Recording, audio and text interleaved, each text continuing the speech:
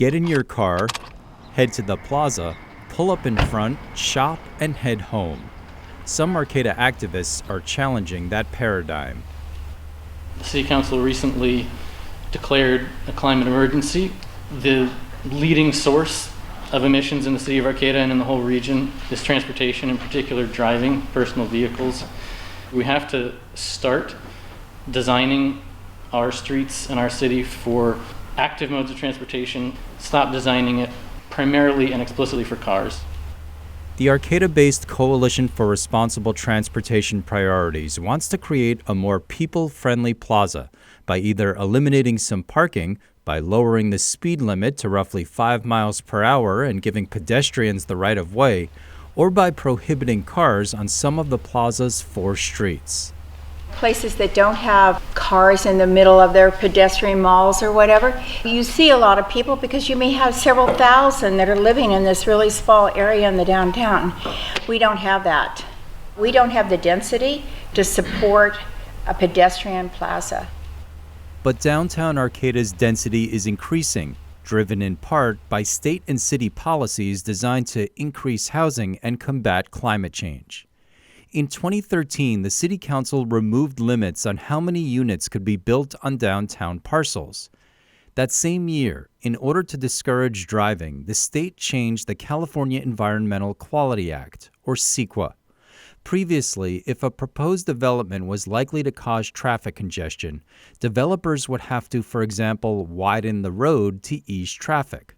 That requirement incentivized sprawl and long commutes because it was easier and cheaper to build in outlying areas where individual intersections would show less delay resulting from new development. The new rules ignore traffic jams. Developers must now fund upgrades only if the project increases total miles driven by residents. The new rules incentivize infill development because downtown residents either use public transit, active transportation, or drive short distances to work, shopping, and services.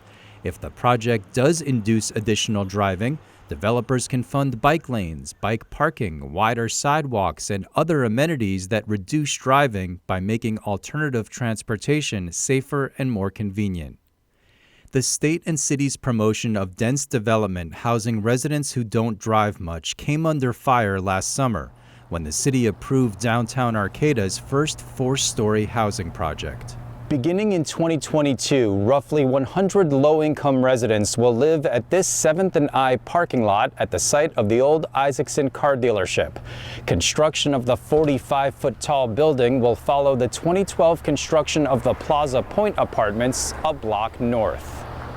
We were assured during that planning process that seniors weren't going to have cars, they were going to walk, they were going to take the bus, it wasn't going to be an impact. But that's not been the case. The parking lot is full, and the overflow has been in the neighborhood.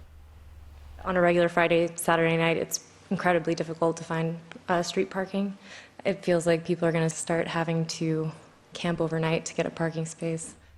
Plaza Point provides 20 on-site parking spaces for 29 units. The Isaacson building will provide roughly 15 spaces for 44 units. That's 20 units more than the city would have allowed before it lifted limits on downtown density. It's also, frankly going to displace people who, are employed in the area now that park where that building is going to be built. They're going to feel that pain and they're going to be hunting for a space just like everyone else. This is, in fact, one of the city's strategies for travel demand management and promotion of alternative transportation methods is by making parking inconvenient.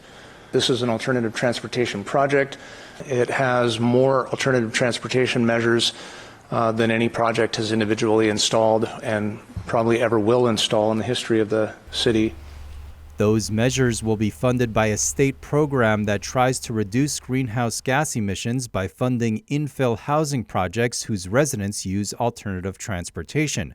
The city will use more than $2 million of grant money to upgrade bike crossings and bus stops, install car and bike shares, a lit pedestrian crossing, and a transit priority signal that turns green for buses. The city will upgrade the sidewalks connecting Isaacson to the transit center, will add a bus line and an electric bus. There's also a somewhat innovative program that we came up with that will require that the project provide bus passes to all the residents that live there. That pilot program replaces the old practice of allowing developers to bypass on-site parking requirements by paying the city to develop public parking. Instead, developers now pay for the bus. Right now we have kind of this chicken and egg scenario where the buses aren't convenient enough for people to completely rely on, but the ridership isn't enough to add more bus lines. The pilot program will theoretically overcome that catch-22 because even if tenants don't use the passes, developers still pay for them, funding more frequent bus service and new bus lines. Ideally, those convenience upgrades will attract more riders whose fares will be used to service even more locations more frequently, and so on.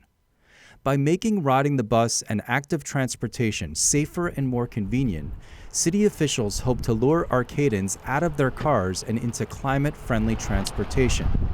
But to spark that shift and to make downtown more people-friendly, some activists say the city must redesign the central piece of the puzzle, the plaza. If you look at it from the air, most of it is devoted to cars, parking and driving. We introduced the idea of a normative shield, and so in particular when it comes to 9th Street, which is behind me over there, often called Bar Row because of all the bars along it, there's this row of cars that's parked as well as driving cars in between, create a visual barrier and a physical barrier that separates the kinds of activities that are considered acceptable in the two spaces. So while in this big open area you might have kids playing, you might have people hanging out, doing normal pro-social activities, if you have folks who are drunk, using drugs or whatever, and they're able to dominate that space behind the cars, in front of the bars, they're separated, it creates a new norm there that's not diluted and not challenged by the more pro-social activities that we want to see. If you were to pedestrianize 9th Street so that there weren't that area of cars parked and driving there, you would really dilute that norm that's developed there. There's already a lack of parking around the plaza. A lot of people don't want to go to the plaza because they can't find parking. Sales are down significantly. In the last 3 years, it's dropped about 10 to 20% each of those years. So we are down about 40% from 2015. And so if there's less parking, or if they can't drive right up to the business that they want to go shopping at, they might not come. It could be an even further reduction or a death blow for a lot of our small businesses. The downtown area does not have an impacted parking situation. I think folks that come to businesses and want to park right in front of the business they're going to will feel like there's a parking problem, because that's not likely to happen. But often you're not more than a couple of blocks from where your ultimate destination is, and that's a completely reasonable distance to expect someone to have to walk from their parking to their ultimate location. Even the Uniontown Shopping Center across the street, if you had to park out 20, 30 rows from the shopping center, you're probably about a block away from your ultimate destination, the Safeway. That's fine for me, a young abled person. The parking lot is a smooth, maintained area with very few curbs. The plaza is bumpy.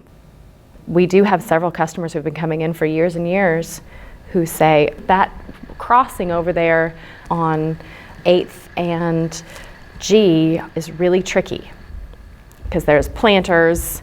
The crosswalk itself is short and off-center from 8th Street. It has a very big dip in it that fills with water in the smallest of rains. I think that a lot of older people, if they have to park that far away, might just keep driving. Go home and look online and see if they can find it there instead. We have an expectation that we can drive wherever we want, park right in front, but in fact, you can't design a city or any other landscape around that principle. When you try, you end up with things like Broadway and Eureka. You end up with landscapes that nobody likes, that are dangerous to move around in, that are congested, and that take up way more space providing parking for cars than actual buildings for living in or doing business in or whatever. We're providing free public car storage in our public space. everywhere. And if it's free and easy and convenient to store your car wherever you're going, people are much more likely to drive. More than 80% of survey respondents say they access the plaza exclusively or primarily by driving. To reduce that number, Colin Fisk proposes turning some plaza streets into woonurfs. The concept was sort of pioneered in the Netherlands. We also call it a living street, that you sort of eliminate the traditional distinctions between the sidewalks and the driving lanes and the parking areas and the benches on the sidewalk and all that kind of stuff. And you kind of make one big space where pedestrians have the right of way, but you can still bike, you can still drive, you can still do all those other things, but you're going to have to go really slowly. You can have street art there, you can have trees planted, you can have performers, you can have wayfinding signage. We can devote it to outdoor dining, public art, maybe play structures for kids. I want people to slow down, get outside, walk around, explore their environment. I would love for people to come just hang out on the plaza, but it would take a complete redesign of the plaza. The plaza would have to be smoothed or leveled. The inside area with the trees and grass is not ADA compliant, where the paths are inside the grass. If they lead off curbs, then those make it difficult to maneuver around the plaza as a pedestrian. There would have to be parking just outside the plaza so that people could leave their cars there and then walk onto the plaza. The city does not plan to build a downtown parking garage. Parking advocates say the parking crunch will intensify if and when this lot is developed at 7th and H.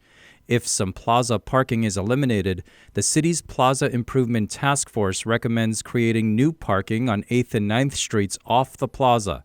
At 8th Street on the plaza, merchants and farmers want to increase pedestrian safety and access to shopping. In November, they asked the city to prohibit cars on that block during the main farmers market season. That same month, sensing momentum towards year-round plaza pedestrianization, a plaza landlord issued a warning. We don't have the infrastructure of the bus system where, like San Francisco, where it comes every half hour, 15 minutes, or whatever it may be. I'm asking not to get rid of cars. If we want to do that, our businesses in the downtown, they aren't going to survive. On February 19th, the City Council will discuss the Plaza Improvement Task Force's recommendations for improving the plaza and the separate pedestrianization proposal. Activists say Plaza Point, Isaacson, new alternative transportation amenities, better bus service, along with city and state policies promoting dense infill housing, are creating an urban core that demands a pedestrian-friendly town center.